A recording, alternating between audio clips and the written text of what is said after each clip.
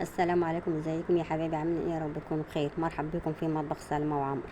معلش من قلة التفاعل على القناة وقلة المشاهدات ما بنزلش فيديوهات.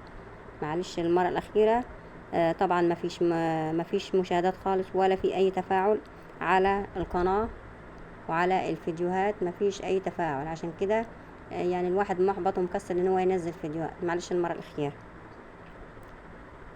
فضلا وليس امرا اشتراك في القناه وتفعيل زر الجرس عشان يوصلكم مني كل وصفه جديده بنزلها. اللهم صل وسلم وبارك على سيدنا محمد عليه افضل الصلاه والسلام. النهارده مختلف عن كل الفيديوهات. النهارده فيديو تخزين الرز.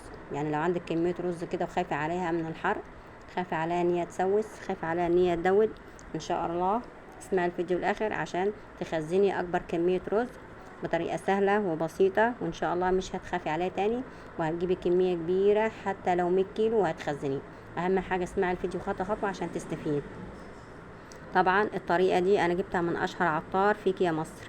يعني رحت لاشهر عطار كده عشان اقول له على ازاي اخزن الرز وكده، فعطاني الطريقه دي. اهم حاجه ان انت تسمعي الفيديو عشان تستفيدي وتعرفي الطريقه المظبوطه والطريقه الصح، عشان الرز ما يبص منك. طبعا بيجي وقت علينا ان الرز بيبقى غالي، وانتي مثلا بتحبي تجيبي مثلا كميه كتيره، او مثلا زرعاه عندكم مثلا فلاحين وكده وزرعاه في الغيط، وعندكم كميه كبيره وحابه ان انتي تخزنيه، وخايفه عليه ان هو يسوس او يكمكم او يدود او يبوظ، وعندك كميه كبيره وخايفه ان هو يبوظ. هتخزنيه ازاي؟ هتخزنيه ان شاء الله بالطريقه دي. اسمعي الفيديو الاخر عشان تستفيدي وتعملي وتخزني احلى رز يفضل معاكي من السنه للسنه. يلا بقى نبدأ وصفتنا. معايا رز زي ما انتم شايفين. طبعا انا جايبه شكارة اللي هي 25 كيلو. طبعا الرز ده اسمه الطباخ، طباخ القاضي، يعني رزاية نظيفة ورزاية حلوة. طبعا في البداية كده اهم حاجة ان انت تمسكي غربال. طبعا ده غربال سلك، غربال. طبعا لو عندكم فلاحين وكده وعندكم غيط، الناس اللي هم الفلاحين والناس اللي هم اللي عندهم الغيط بيبقى عندهم الغربال ده، عشان بيبقى عندهم حاجات في الغيط بيغربلوا بيها، بيغربلوا القمح، بيغربلوا الذرة. تمام كده، فبيبقى موجود عندهم على طول. ده اسمه غربال. بيبقى زي المنخل كده، بس عيونه بتبقى مخرمه، عيونه واسعه يعني كده. بيطلع بقى بينزل لك الحاجات اللي هي المكسره. يعني تتغربلي، اهم حاجه ان انت تغربلي الرز عشان بيطلع منه كسر صغير كده. طبعا الكسر ده لو انت خلاتيه في الرز اول هام بيبوظ الرزايه.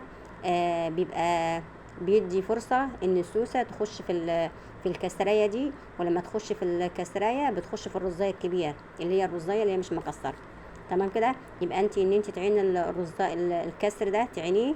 دي اول هام. تاني هام، لو انت خلتيه وطبختيه، يعني عملتيه رز وحمرتيه بيها، بيعجن لان هي مكسره، بيعجن الرز اللي هو الكبير. يبقى انت اهم حاجه ان انت تمسك الرزايه تغربليها زي ما انت شايفه كده، تغربليها بالغربال، وتنزلي الرزايه اللي هي المكسره، وتخلي الرزايه سليمه. تمام كده زي ما انت شايفه كده. نجيبي غربال وتحط الرز على الصينيه، اي كميه رز تعمليها كده، تنقي بقى فيها الشوائب، تنقي الكسره، تنقي فيها حاجه زي شعير كده، اي حاجه وحشه في الرز. ده هيسهل عليكي ان انت لما تيجي تعملي الرز، هيبقى سهل عليكي تطلعي من الحاجه اللي انت حاطاه فيها وتطبخي على طول. مش هياخد منك وقت ولا مجهود. تمام كده. يعني بيجي وقت عليكي بتبقى مثلا مكسله كده، يبقى الحاجه موجوده عندك، الرز يبقى نضيف عندك وموجود زي ما انت شايفه كده. طبعا بنغربله كويس ونطلع منه اي شوائب، نطلع منه الكسر ونركنه على جنب. تحطي مثلا الحمام عندك، لو عندك حمام او عندك طيور، يعني مش هترميه، برضو هتستفيدي بيه. وهنا بقى زي ما انت شايفه بنغربل ونركنه على جنب، وبعد كده هقولك على الطريقه اللي هتخزني بيها. طبعا زي ما قلت لك الرزايه نظيفه، يعني ايه تختاري الرزايه اللي هي ما تكونش مكسره، تكون رزايه نظيفه. هنا بقى يا ست الكل، الحاجه اللي هتخليك الرز يعيش معاكي من السنه للسنه، مش هيجرى له اي حاجه، ده زيت. معايا زيت بتاع اكل عادي، بس يكون ريحته حلوه، يعني يكون زيت نظيف. مش هنكب، يعني مش هنكب، انت هتبلي ايدك بس مسحه بسيطه كده، وتمسحي ايديك الاتنين، وعلى الرز تفركي الرز، يعني تمسك الرز كده تفركيه. يعني مش بقولك تكبي كب، مش هتجيبي كوبايه وكوبي، لا، انت مجرد بس ان انت تفركي الرز كده زي ما انت شايفه كده. تحطي تمسحي ايدك وتفركي الكميه اللي انت نخلتيها، او اللي انت نزلتي منها، اللي هي القصاء، اللي هي الرز المكسر.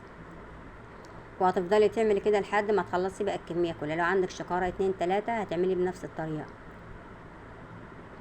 وطبعا في طرق تانية برضو لتخزين الرز، يعني في مكونات تاني، بس انا فضلت ده. يعني في ناس برضو بتحط في حاجة زي برشامة كده او كبسونة برضو بتحطها عشان الرز، بس انا اخترت الزيت عشان ممكن انت ما تغسليش مثلا الرز كويس، تيجي تعملي مثلا تغسليه مرة واتنين وتكسلي انت تغسليه تاني، فلازم الكبسونة دي ان انت لما تضيفيها تغسلي الرز مرة واتنين وتلاتة.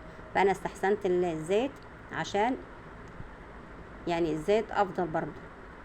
وقدامك برضو الطريقه، لو انت حابه تحطي الزيت حطي، لو حابه برضو تجيبي الكبسونه دي او البرشامه برضو من عند العطار برضو تحطيها حطيها. دي برضو الكبسونه دي بيبقى ايه لحفظ برضو الغلات اللي هي الذره والقمحه والرز والحاجات دي. بس انا ما لقيتهاش عند العطار، فالعطار عطاني الزيت.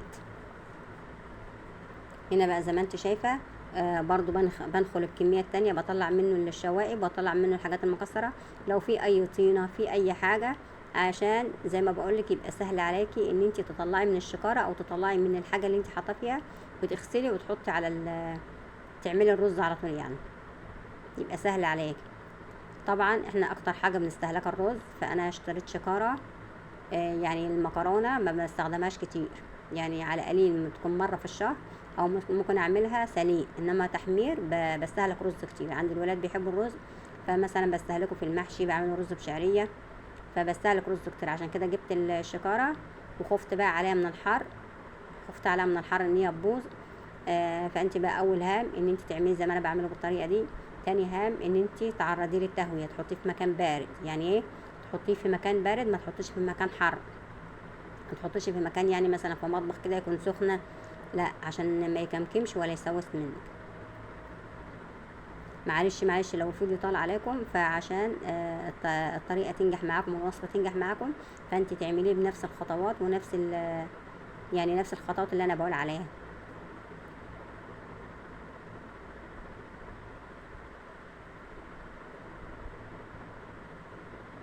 يبقى اهم حاجه ان انت تختاري الرزايه الحلوه، تكون الرزايه حلوه كده، ما تكونش مكسره عشان ما تنزلش منك من الغربال كله. هنا بقى طبعا خلصت كل الكميه، وهنا بقى الحاجه اللي هخزن فيها. طبعا ده خزان بحط فيه ميه، يعني خزان نظيف بحط فيه ميه. ممكن تحط فيها لو عندك علبه تلاجة بلاستيك كبيره ممكن تحط فيها، لو عندك بوله بلاستيك ممكن تحط فيها، لو عندك مثلا شكاره اللي هي بتاعت زمان دي، اللي هي لونها بني، دي كان بيحطوا فيها زمان الحاجات، يعني بتبقى رطبه. اهم حاجه ان انت تحطي في حاجه رطبه، يعني اهم حاجه ان انت تخزني الرز في حاجه رطبه. زي ما انت شايفه كده هحط بقى كل الكميه. ودي كانت طريقتنا في تخزين الرز، طريقه سهله وبسيطه. زي ما قلت لك جبت لك الطريقه من اشهر العطارين. طبعا العطارين دول بيحفظوا عندهم الغله والذره والفاصوليا والبقولات والرز وكل حاجه، فدي جبتها الطريقه من عندهم، طريقه سهله وبسيطه. لو عندك بقى 100 كيلو رز هتحفظيه بالطريقه دي من غير ما يسوس ولا يدود ولا يجرى له اي حاجه. واهم حاجه انك تحطيه في مكان بارد، وتحفظيه في حاجه بلاستيك زي كده او خيش رطب، يعني شكاره رطبه او اي حاجه تكون رطبه، عشان ما يبص منك ولا يجرى له اي حاجه ولا يكمكم ولا يسوس ولا يبوظ. ان شاء الله بعد الطريقه دي مش هيسوس ولا يجرى له حاجه. ما تنساش اللايك.